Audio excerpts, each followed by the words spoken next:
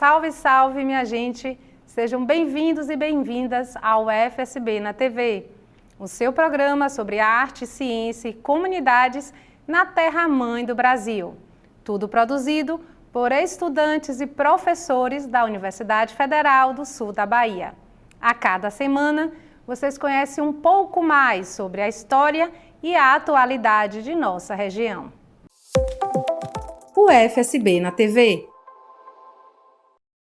No programa de hoje, nós vamos ouvir sobre histórias que nascem às margens da BR-101, no extremo sul da Bahia, mas que nos atravessam profundamente enquanto sociedade. Vamos falar dos beiradeiros, famílias que vivem em situação de vulnerabilidade social, habitando as faixas de domínio da União na beira da estrada. Na região rural e urbana de Teixeira de Freitas, essa população se tornou tema de pesquisa e agora também de um documentário.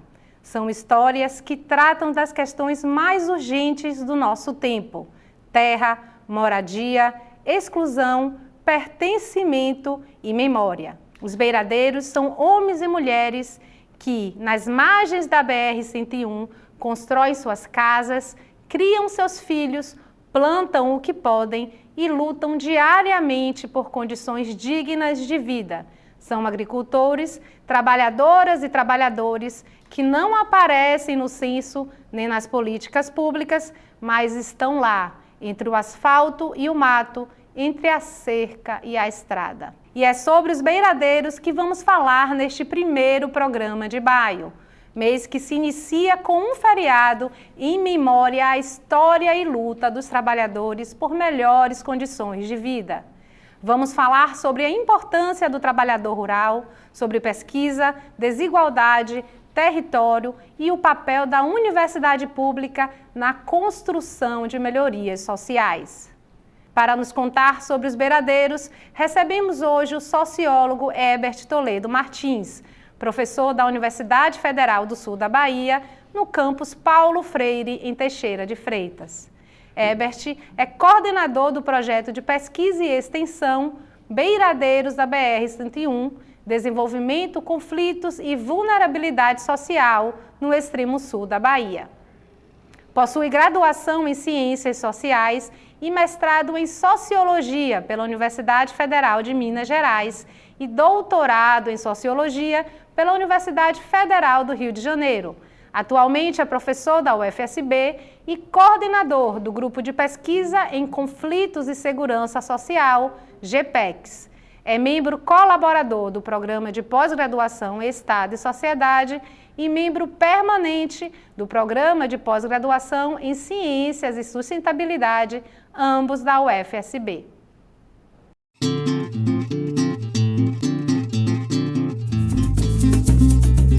Olá, Herbert. Seja muito bem-vindo ao FSB na TV. Muito obrigada por estar aqui conosco hoje. Veio de longe, veio de Teixeira de Freitas para nos ceder uma entrevista aqui em Porto Seguro. Muito bom ter a sua presença. Obrigado, Joana. É uma satisfação estar aqui. Eu agradeço o convite e espero corresponder às expectativas da entrevista e, sobretudo, divulgar mais essa pesquisa, que é importante para essa população. Há quanto tempo, Herbert, você começou a pesquisar a população de beiradeiros? Conta um pouquinho para a gente essa história. Bem, eu cheguei na UFSB vindo transferido da UFRB, de Cachoeira, e para Teixeira de Freitas. Então foi isso em 2017. E logo na minha chegada, eu me tornei professor do programa de pós-graduação em Estado e Sociedade localizado em Porto Seguro. Então eu tinha que viajar para dar aula, de Teixeira para Porto Seguro. E nessas viagens eu me deparava, né, com aquela população morando na beira de estrada. Eu nunca tinha visto isso. Então eu estranhei, né? O estranhamento foi importante, porque daí eu passei a me interessar e foi em outubro de 2018 que eu comecei a pesquisa. Fiz os primeiros contatos, lembro que o primeiro contato foi com o senhor Osuel, hoje falecido, e o senhor Osuel, ele me contou a história dele e eu comecei, né, a partir disso, a formular o questionário de perguntas, a constituir um grupo de pesquisa inicial com os estudantes, convidei algumas pessoas para fotografar, né? E isso fui para em que ano? 2018, eu comecei 2018. em outubro de 2018. Sim. E fui para campo, né? E, inicialmente conversando de casa em casa e aplicando um questionário ao final desse período de 2018. Até meados de 2019, nós aplicamos 68 questionários, né? Então nós levantamos dados de 68 famílias. E a motivação inicial da pesquisa foi quem são eles, né? De onde que eles vieram? Como que eles foram parar na beira da pista, né? Que decisão foi essa, né? E, sobretudo, como é que eles reproduzem socialmente? Como é que eles vivem o cotidiano da vida dessas famílias, dessas pessoas? Então, a produção social é um termo que vocês usam na sociologia para dizer sobre os meios de sobrevivência. Exatamente. Da sociedade. É o estar vivo amanhã. Sim. É isso, né? Permanecer, né? Conseguir permanecer. Exatamente. Então, como que eles sobrevivem, né? Como é que eles se reproduzem socialmente? Então, essas questões a gente procurou responder e desde 2018 nós estamos trabalhando com essa pesquisa. A pesquisa ganhou outras dimensões, né? Ela se tornou, na verdade, um projeto de extensão da universidade, um projeto de extensão, pesquisa e extensão interdisciplinar. Outros professores, outros profissionais foram chegando, né, se agregando ao grupo, né? E hoje nós temos aí a perspectiva de produzir um documentário, tá certo? Disputar editais, né? Estamos aguardando aí o edital universal do CNPq, onde a gente vai aumentar o escopo da pesquisa. Porque a pesquisa, até então, ela cobre 30 quilômetros de estrada, né? Ali do município de Teixeira de Freitas. Certo. Mas a pesquisa, ela acabou, enfim, a gente vai ganhando muito conhecimento, né, sobre a população. E a gente percebe que não existe beiradeiro somente nesses 30 quilômetros. Claro. Né? Então a gente fez um projeto para cobrir 280 quilômetros de estrada. Ao longo da BR-101? Da divisa do Espírito Santo até Eunápolis. Sim. Né? E por que isso? Por que esse trecho de 280 quilômetros? Porque é exatamente o trecho que percorre a BR-101, onde ela pretende ser duplicada pelo Programa de Aceleração do Crescimento, o PAC, que já está na agenda do governo. Né? Então, nós aguardamos, não podemos dizer quando, mas com certeza a duplicação da BR-101 nesse trecho, da divisa do Espírito Santo até Eunápolis, será uma realidade. E vai afetar diretamente a vida dessas famílias. Com certeza haverá o que nós podemos dizer com muita propriedade, que é o segundo processo de desterritorialização dessa população. E o primeiro ocorreu nos anos 80. Né? Quando eu pergunto lá atrás quem são eles, de onde eles vieram... né? Quem são os beiradeiros? Acho que é importante a gente voltar para isso. Exatamente. Né? Para quem não conhece, quem não veio. Quem são os beiradeiros? Quem são os beiradeiros? Os beiradeiros são pessoas, famílias, né, da região. Eu posso dizer que eles são produtos do desenvolvimento econômico do extremo sul da Bahia. O processo de desenvolvimento econômico conservador que se estabeleceu na região produziu esse fenômeno, né, que é muito incidente aqui na nossa região, embora existam em outros pontos do país. Recentemente eu estive em Porto Alegre, eu tomei conhecimento de que aquela enchente provocada, que ocorrida em Porto Alegre, no Rio Grande do Sul, resultou em ocupação da beira de estrada das BRs, lá no Rio Grande do Sul. Então, hoje você tem beiradeiro ali perto de Canoas, Caxias, tá certo? Você tem beiradeiros ali também. Porque é importante dizer, para quem não conhece, que existe essa faixa ao lado da BR, né, que é uma faixa que pertence à União, fica sob a gestão do DENIT, né, que é o Departamento Nacional de Infraestrutura e Trânsito. É uma faixa que se estende ao longo de alguns metros, acho que 20, 30 metros de cada lado da pista, né? Entre a pista e a propriedade privada. E a propriedade, a cerca das fazendas. E a cerca das fazendas. Aí que as famílias de beiradeiros se estabelecem. Exatamente. Né? Eles são poceiros, né? Na verdade, eles são poceiros. Eles tomam posse daquele pedaço de terra. Né? E ali eles se reproduzem. Eles plantam mandioca, eles plantam urucum, eles plantam café, eles plantam diversos tipos de produtos, né? E alguns fazem, enfim, retiram alguma renda desses produtos e outros não, porque a terra é ruim, não tem água, enfim, uma série de elementos que perturbam a produção, né? E eles vivem enfim, trabalhando nas fazendas, vivem de bicos, né?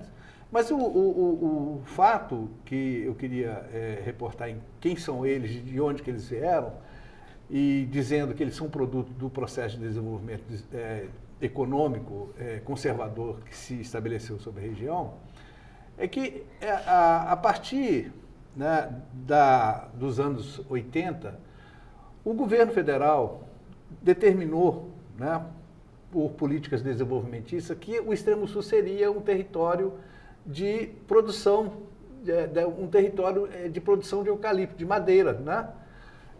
E isso possibilitou que chegasse na região as reflorestadoras. Olha, a fábrica da Suzano em Mucuri, ela foi inaugurada em 1992, a inauguração da fábrica. Nós temos uma segunda fábrica, que é da Veracel, aqui em Eunápolis, de 2005. Mas para você inaugurar uma fábrica em 92, você tem que voltar 10 anos antes, que é quando você começa a plantar as plantinhas, mudinhas de eucalipto, vai cuidando daquela floresta até ela se tornar, né, uma floresta. Para você ter uma produção como é a Suzano, uma fábrica de capacidade internacional, estando, né, na Bolsa de Valores de Nova York, você precisa de 100 mil hectares de eucalipto, no mínimo. Né? A Suzano tem muito mais do que isso. Mas de plantação para inaugurar essa fábrica, ela alcançou 100 mil hectares de eucalipto plantado. Então, dos anos 80 para frente, até a fábrica ser inaugurada, se produziu muito emprego na região. Né? Tanto emprego com carteira assinada, emprego fixo, quanto emprego temporário. Quando vai se aproximando da inauguração da fábrica, quando vai se aproximando dos anos 92, 91, 92, começa a haver um processo de retração dos empregos. Né? E esse processo de retração dos empregos, ele é casado com um outro processo, que aí é bastante impactante, que é o de desapropriação, de extorsão, de assassinatos que ocorreram na região para se obter essa terra para plantar os eucaliptos. Então, eles são frutos desse processo de expropriação fundiária que houve na região. Quando a gente pergunta para eles quem era o seu pai, o que o seu pai fazia, né? E onde você nasceu, de onde você veio, nós temos mais de 70% dos entrevistados que são da região do extremo sul da Bahia. Oriundos de famílias que trabalhavam na área rural ali. E que foram expulsas. E foram expulsas. E eles vão para onde? Né? Exatamente para as periferias das nossas cidades, sobretudo Teixeira de Freitas, que é a cidade que sofreu o maior impacto. Né? Então, os beiradeiros, eles são produtos desse processo de desenvolvimento que eu chamo de conservador. Né? Ele produz, por um lado, riqueza em forma de concentração de terra e, por outro, desigualdade social. Né? E, digamos assim, a face mais notável dessa desigualdade são os beiradeiros. E os beiradeiros, eles também são, em grande parte, agricultores, né, Herbert? Eles vêm dessas famílias que são oriundas do campo, que trabalhavam no campo como meeiros, né, que não tinham terra, não conseguiram permanecer com terra, mas aprenderam esse fazer do campo, da agricultura, com os seus familiares. Então, eles trabalham majoritariamente como trabalhadores rurais, não é isso? O que é que eles produzem? Mais de 80% deles têm contato com a terra, são produtores rurais. É o que eles sabem fazer da vida e na vida, tá certo? Mais de 80% deles. Né? Então, assim, eles produzem mandioca, eles produzem café, eles produzem urucum. A produção, os produtos mais notáveis que eles produzem é urucum e café, em termos de produção. Né? Nós temos beiradeiros com 8 mil pés de café plantado. Nós temos beiradeiros que têm 14 hectares ao longo da BR de urucum. Né? Esse beiradeiro em específico, que possui 14 hectares de plantado de urucum, ele está há 40 anos na beira da pista. 40 anos. Ele educou os filhos. Os filhos nasceram em Teixeira, mas foram, enfim, gerados ali na beira da estrada. Então podemos dizer que já tem gerações, mais de uma geração que nasceu e cresceu. 40, 30, 25, 15, né? Tá certo? As pessoas estão ali há muito tempo, né? E produzem pimenta, mamão, tá certo? Criam galinha, enfim. Eles têm sempre alguma coisa, né? Eles não passam fome. E eles vendem também essa produção? Alguns vendem, não é a maioria. Né? Alguns vendem, tá certo? Vendem na feira, né? Vendem ali em barraquinhas na própria BR, na frente das suas propriedades, entendeu?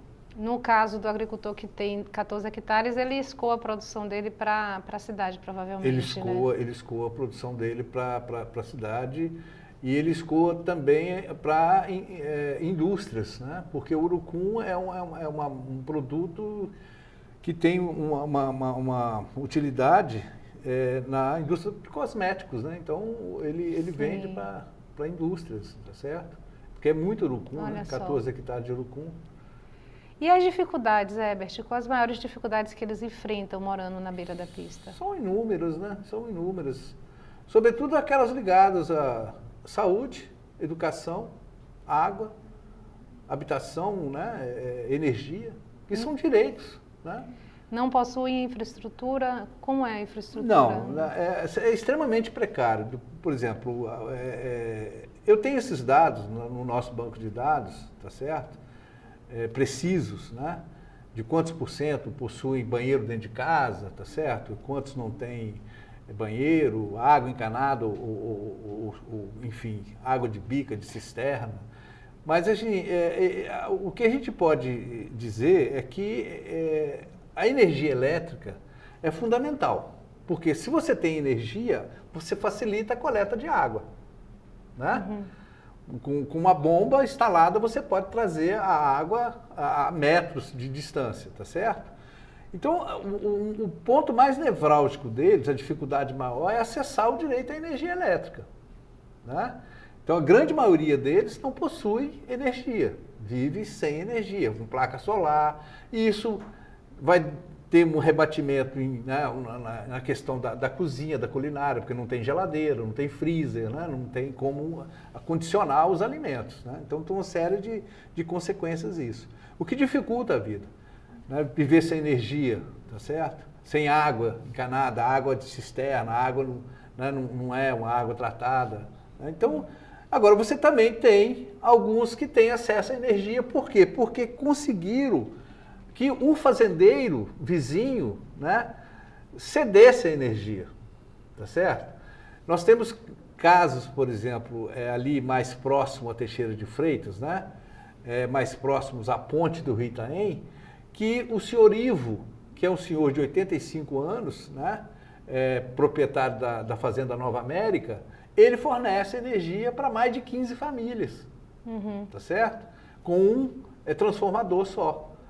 Então é uma doação, é um ato de caridade que o senhor Ivo faz. Sim. Né? Então a vida deles é muito difícil, mas todos, é impressionante isso, porque todos gostam, amam o território. Né? Eles não querem sair dali.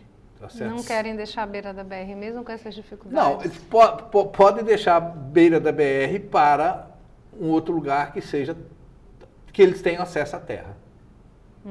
Né? Muitos, por exemplo, passaram pelo MST, né? Dos entrevistados, nós temos 6 famílias que passaram pelo MST, mas demora-se demais o processo de conquista da propriedade da terra. E ali é mais rápido, né? Então, às vezes, as circunstâncias da vida fazem com que eles tenham acesso à BR, ali ocupando as faixas de terra da BR, porque é mais rápido, né? É mais rápido do que esperar num acampamento até as coisas acontecerem, tá certo? De você ter acesso à terra via a luta que o MST estabelece. E a perspectiva, você mencionou o novo PAC, né, Herbert? A perspectiva, eles estão com receio com relação a essa duplicação da BR? Qual a expectativa que eles têm de ação do governo com relação às casas, benfeitorias que eles têm feito nesse território que eles ocupam? Todos são cientes disso. Todos têm ciência que um dia essa duplicação vai ocorrer. E se ela ocorrer, e de fato vai ocorrer, ela vai significar o segundo processo de desterritorialização dessa população. Eles têm ciência da duplicação. Eles sabem que um dia ela vai acontecer, tá certo? Eles não sabem quando, né? Mas é aquela coisa, né? Vou tocando a minha vida enquanto essa duplicação não vem. E se ela vier, eles... enfim, né, vão enfrentar essa situação da forma como ela deve ser enfrentada. A nossa pesquisa, e aí eu falo um pouco do papel da UFSB, né, nessa pesquisa, é de estar ao lado dessa população subalternizada, né? E estar ao lado significa contribuir na organização política dessa população. E contribuir com a organização política dessa população é contribuir com a formação da consciência política deles, no sentido de eles se aglutinarem, se organizarem em torno de uma associação. Né? Nesse sentido, eu digo que nós estamos cuidando, né, da UFSB, nós estamos cuidando para que, quando a duplicação chegue, quando ela chegar, a organização deles em torno da associação esteja fortalecida. Porque é por intermédio da associação que eles vão poder participar das audiências públicas que, porventura, deve ocorrer com a duplicação. Né? Espera-se que a duplicação ela converse com essa população, né? E não simplesmente toque as máquinas, os tratores, derrubando, enfim, as benfeitorias. Porque nós temos casas de alvenaria, nós temos casas extremamente precárias, de folha de zinco, mas nós temos casas boas. Tá certo? Então, espera-se que o DENIT, o governo federal, converse com essa população. Claro. Né? Então, a nossa pesquisa, ela tem no horizonte, tá certo?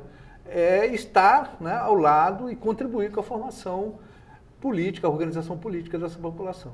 E com isso, eu como coordenador da pesquisa, eu tenho assim, a absoluta convicção de que a universidade está cumprindo o seu papel, que é estar ao lado da população subalternizada da nossa região. Claro, e dando visibilidade a essa população que é desconhecida pelo censo, né? Não é uma população que está nas estatísticas oficiais do governo, e a pesquisa tem feito esse trabalho de quantificar, de ir lá, conversar, estudar, né? Ver como são as condições de vida.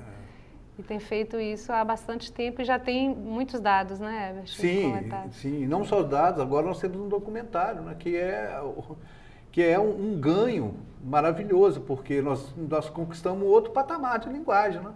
Sim. Quer dizer, agora nós temos a linguagem do audiovisual com um documentário que está para sair aí. A nossa equipe ganhou a Lei Paulo Gustavo, o projeto da Lei Paulo Gustavo da Prefeitura Municipal de Teixeira de Freitas, e produziu-se um documentário que será lançado brevemente. Esperamos para vê-lo, né? Nós compomos a equipe que compõe o FSB na TV também compõe a equipe do documentário, estamos trabalhando conjuntamente, vai ser uma alegria. Quando a gente for lançar, a gente vai trazer aqui as informações, certamente. Herbert, muito obrigado pela sua presença, muito bom tê-lo aqui.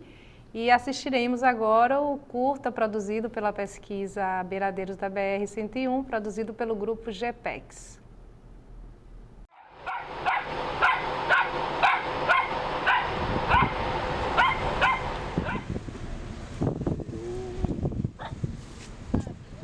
Oba!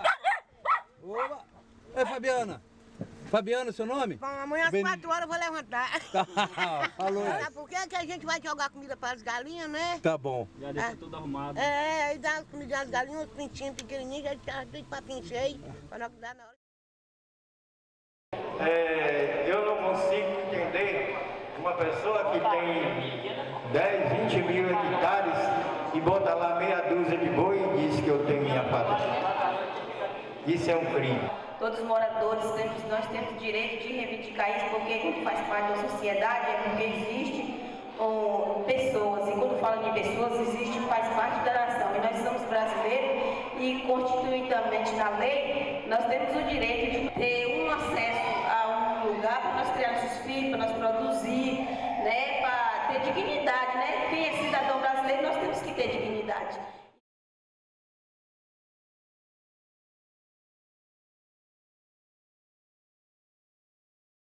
E o FSB na TV de hoje termina por aqui. Nos vemos na próxima semana para mais arte, cultura e ciência do Sul e Extremo Sul da Bahia. Acompanhe a gente nas nossas redes sociais e até semana que vem.